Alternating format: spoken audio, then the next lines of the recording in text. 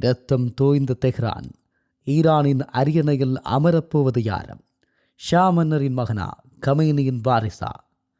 மிகப்பெரிய கேள்விகள் உலகை ஆட்டிப்படைத்துக் கொண்டிருக்கிறது.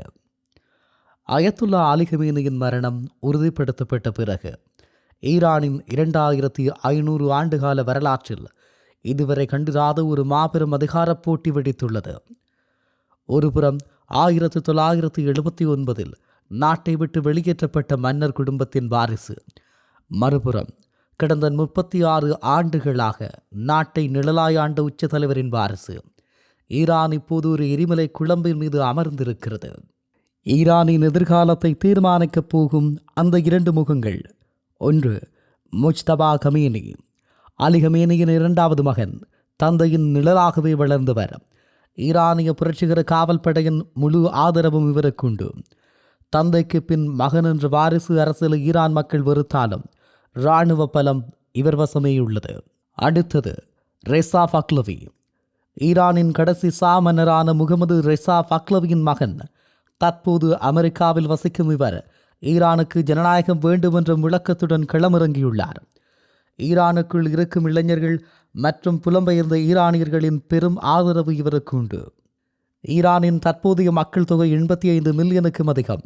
இதில் 60% 30 வயதிற்குட்பட்டவர்கள்.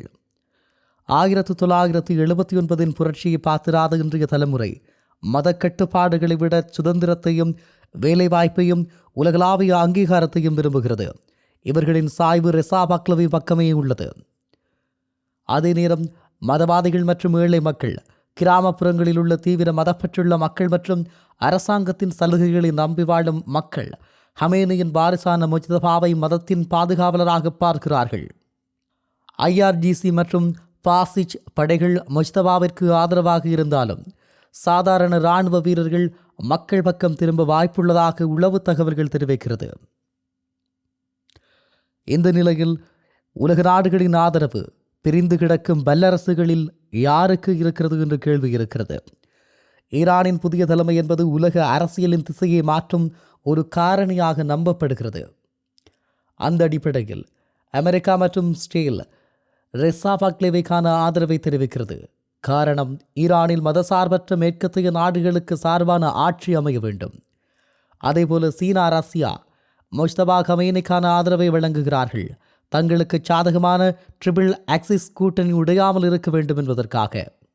அதே நேரம் சவுதி அரேபியா இருவருக்குமான ஆதரவை செலுத்தவில்லை. ஈரான் பலவீனமாக இருக்க வேண்டும், ஆனால் மன்னர் ஆட்சி மீண்டும் வந்தால் அது அரபு மன்னர்களுக்கு சவாலாக அமையலாம் என்ற நிலை காணப்படுகிறது. அதே நேரம் இந்தியா ஒரு நடுநிலையை வகிப்பதாக சொல்லப்படுகிறது. சாபகார் துறைமுகம் மற்றும் எரிசக்தி ஒப்பந்தங்கள் பாதிக்கப்படக்கூடாது என்பதில் இந்தியா உறுதியாக இருக்கிறது.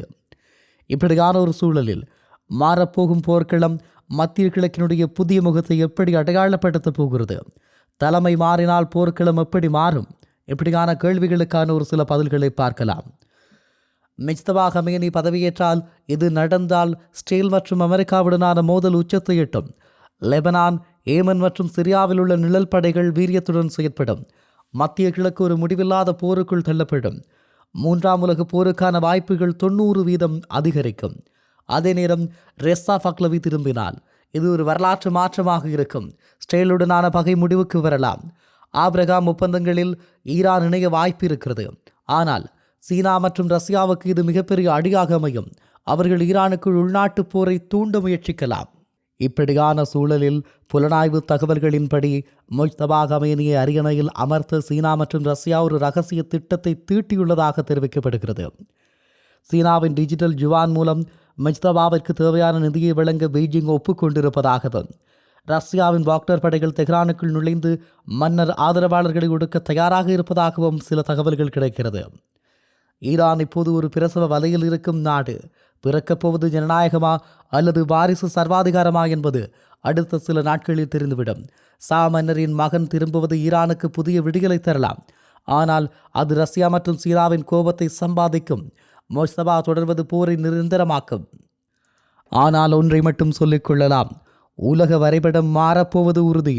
அந்த வரைபடத்தில் ஈரானின் நிறம் சிகப்பா அல்லது பச்சையா அல்லது நீலமா என்பதை தீர்மானிப்பது தெஹ்ரான் வீதிகளில் சிந்தப்படும் இரத்தம்தான். இந்த சிகப்பு, பச்சை, நீலம் என்பவற்றிற்கு பின்னால் புரட்சி, ஜனநாயகம், அதேபோல மதம் போன்ற காரணிகள் இருக்கிறது என்பதையும் குறிப்பிட்டு சொல்லியாக வேண்டும். இப்படியான சூழலில் அயத்துல்லா அலி ஹமேனியின் மகன் முஜ்தபா ஹமேனி ஈரானின் அடுத்த அரசு தலைவராக பொறுப்பேற்றால் அது அமெரிக்காவுக்கு ஒரு மிகப்பெரிய சவாலாகவும் மத்திய கிழக்கில் ஒரு புதிய போர் மேகமாகவும் அமையக்கூடும். அமெரிக்கா இந்த சூழலை எப்படி சமாளிக்கும் என்பதற்கான ஒரு பார்வையையும் நாங்கள் செலுத்த வேண்டிய தேவை இருக்கிறது. முஜ்தபா ஹமேனி பல ஆண்டுகளாக ஈரானின் உளவுத்துறை மற்றும் IRGC ஆகியவற்றை திரைமறைவில் இருந்து இயக்கி வருபவர். அவர் பதவிக்கு வந்தால் அமெரிக்கா பின்வரும் நடவடிக்கைகளை எடுக்க வாய்ப்பு இருக்கிறது. 1. முஜ்தபா ஒரு தேர்ந்தெடுக்கப்படாத வாரிசு என்று கூறி அவரது தலைமையை அமெரிக்கா அதிகாரபூர்வமாக அங்கீகரிக்காது. முஜ்தபா மற்றும் அவருக்கு நெருக்கமான IRGC தளபதிகள் மீது முன்னெப்போதும் இல்லாத வகையில் கடுமையான நிதித்தடைகள் அமெரிக்கா விதிக்கும். இப்படியாக இருக்கக்கூடிய நிலையில் முஜ்தபா தனது தந்தையை விட தீவிரமான மேற்கத்திய எதிர்ப்பு போக்கை கொண்டவர். இதனால் அமெரிக்கா தனது இராணுவ வியூகத்தை மாற்றும். ஈரானின் அணுசக்தி திட்டங்களை முஜ்தபா வேகப்படுத்தினால் அமெரிக்கா மற்றும் இஸ்ரேல் இணைந்து ஈரானின் நட்டன்ஸ் மற்றும் அணுசக்தி மையங்கள் மீது துல்லியமான வான்வழி தாக்குதல்களை நடத்தும். லெபனானின் ஹிஸ்புல்லா மற்றும் யெமனின் ஹூதிகளுக்கு முஜ்தபா வழங்கும் ஆதரவை துண்டிக்க அமெரிக்கா தனது 5வது கடற்படை அரபிக்கடலில் முழுமையாக நிறுத்தும். அமெரிக்கா நேரடியாக போரிடுவதை விட ஈரானுக்குள் இருக்கும் மக்கள் கொந்தளிப்பை பயன்படுத்திக் கொள்ளும். முஜ்தபா பதவியேற்பதை எதிர்க்கும் ஈரானிய இளைஞர்கள் மற்றும் ரெசா பாக்லவி ஆதரவாளர்களுக்கு அமெரிக்கா ரகசியமாக தகவல் தொழில்நுட்பம் மற்றும் நிதி உதவிகளை வழங்கும். ஈரானிய அரசாங்கம் இணையத்தை முடக்கினால் அமெரிக்காவின் ஸ்டார்லிங் போன்ற செயற்கைக்கோள் இணையதளம் மூலமாக போராட்டக்காரர்களை ஒருங்கிணைக்க உதவும். முஜ்தபா பதவிக்கு வந்தால் அவர் சீனா மற்றும் ரஷ்யாவுடன் இன்னும் நெருக்கமாவார். இதை அமெரிக்கா எப்படி சமாளிக்கப் போகிறது? ஈரானிடமிருந்து எண்ணெய் வாங்கும் நாடுகளுக்கு, குறிப்பாக சீனா, அமெரிக்கா கடும் எச்சரிக்கை விடுக்கும். ஐக்கிய நாடுகள் சபையில் ஈரானை ஒரு பயங்கரவாத அரசு என்று அறிவிக்க அமெரிக்கா அழுத்தம் கொடுக்கும்.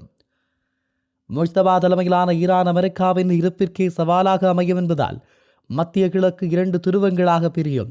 1 அமெரிக்கா, இஸ்ரேல், சவுதி அரேபியா. 2வது ஈரான், ரஷ்யா, சீனா.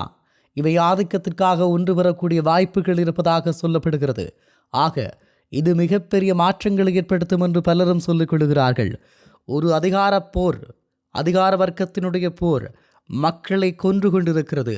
இரத்த வெள்ளமாகிக் கொண்டிருக்கிறது ஈரானும் மத்திய கிழக்கும். ஆக இந்த அதிகாரவரி எப்போது தீர்ந்து போகும் மனிதர்களிடம் என்பதுதான் இப்போது இருக்கக்கூடிய ஒரே ஒரு கேள்வியாகும். எப்படியாக இருந்தாலும், மன்னருடைய வாரிசாக இருந்தாலும், கமேனியினுடைய வாரிசாக இருந்தாலும், 2 பேரினுடைய வருகையும் மிகப்பெரிய அழுத்தங்களையும் மாற்றங்களையும் உண்டு பண்ணும் என்பது மாத்திரம் மறுக்க முடியாத உண்மையாகும்.